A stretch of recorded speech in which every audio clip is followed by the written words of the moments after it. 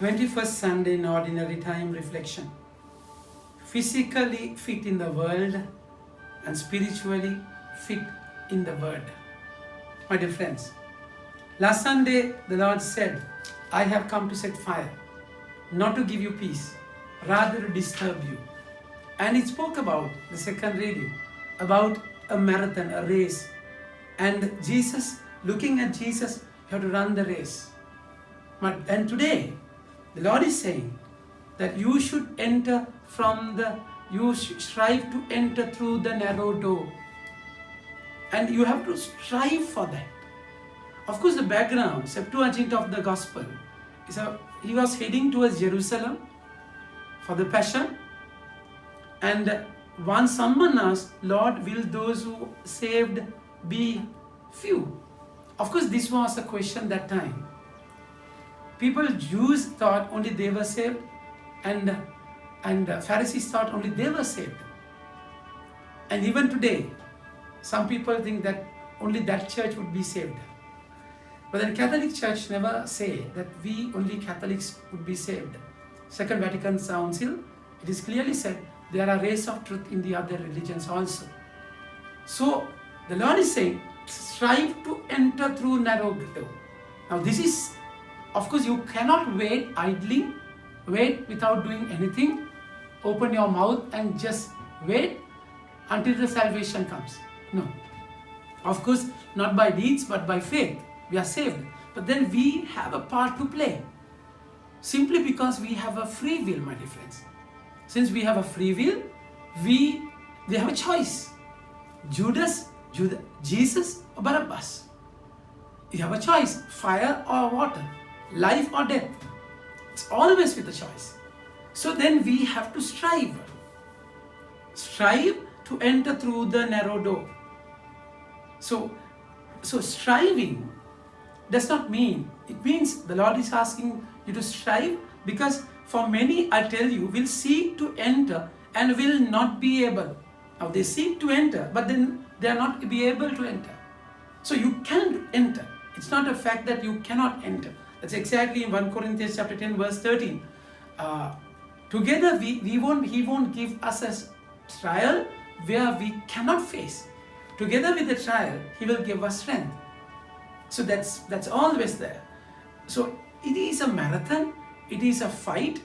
Of course, in Exodus 14:14, you be still, I'm going to fight for you, the Lord is saying.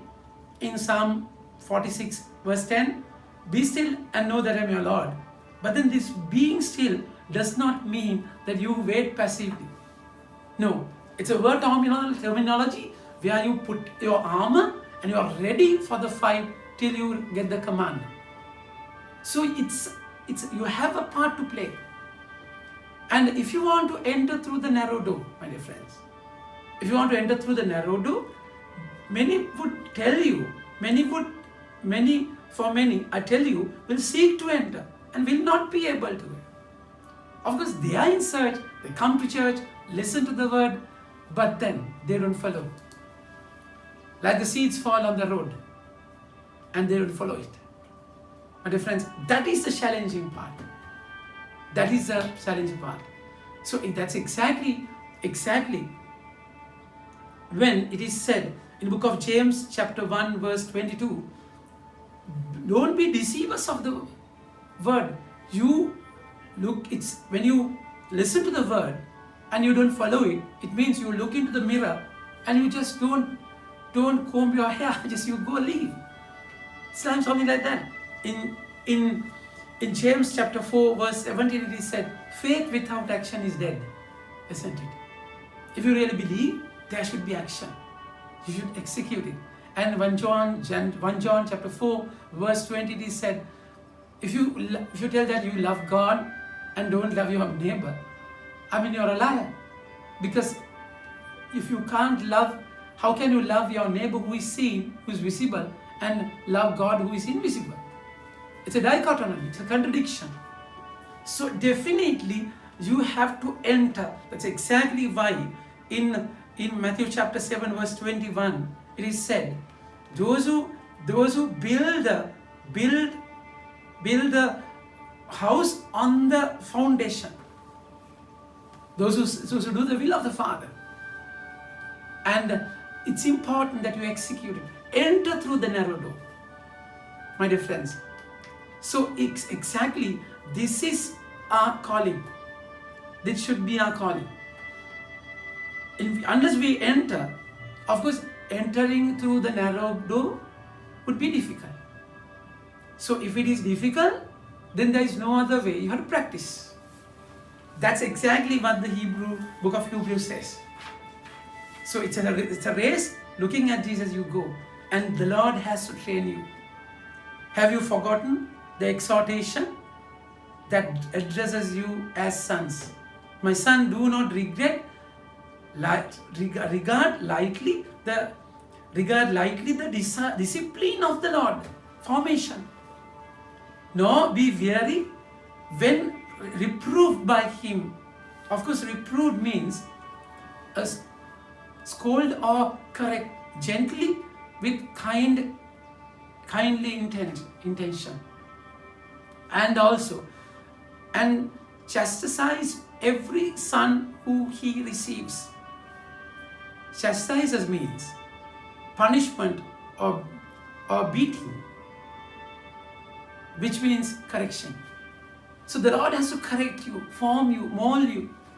You should not be disheartened. God is testing you as sons. For what son is there whom his father does not discipline? You read Isaiah 48 verse 10. You are tested by gold, like gold in fire. You read Sirach chapter 2 verse 5. The same thing. Same thing. The Lord is, I will punish you. Punishment not in the sense of very negative way. Punishment is formation. The Lord is, because I love you, that I have to punish you, form you, train you, mold you. So then, that's how you are going to enter through the narrow door. But then we have expectation. The first reading, book of Isaiah, of course this is Trito Isaiah, the third part of Isaiah, final chapter. The Lord is saying, I will gather all the people. This happens after the punishment. Exile in Babylon for 30, 70 years. Now, He's restoring. Of course, it happens with the coming of the Lord. This is happen. All the people will be gathered back, gathered again. It happens in Pentecost with the early Christian community. But then we have that expectation. For that expectation, we have to enter through the narrow door. There is no other way. So the word says, on that day, I do not know when once the master of the house is risen and shut the door, and he will shut it. There's a number. Once the door is shut, you can't.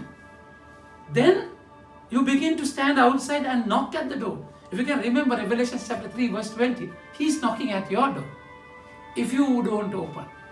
Holman Hunt in his picture draws the same picture, Jesus at the doorway and not having a lock outside, because the heart of the door can be opened from inside only with your free will. And now he will shut the door. Your days are numbered. Then you cannot do anything. Then they will say, we have eaten with you, we have eaten and drink with you, and we have heard your teaching in the roadway. The Lord is saying, I don't know you. Of course, he had heard the teaching, but they have not followed the teaching. That's how. You see the narrow door, but then broad way is more attractive.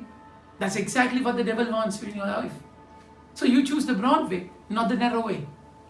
Finally, it's important to know, what is this door? What is this way? The Lord is saying in John chapter 14 verse 6, I am the way.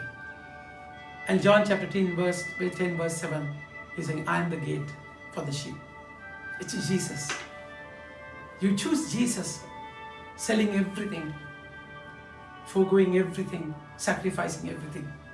For that, you have to have that passion for Him. My dear friends, there's no other way.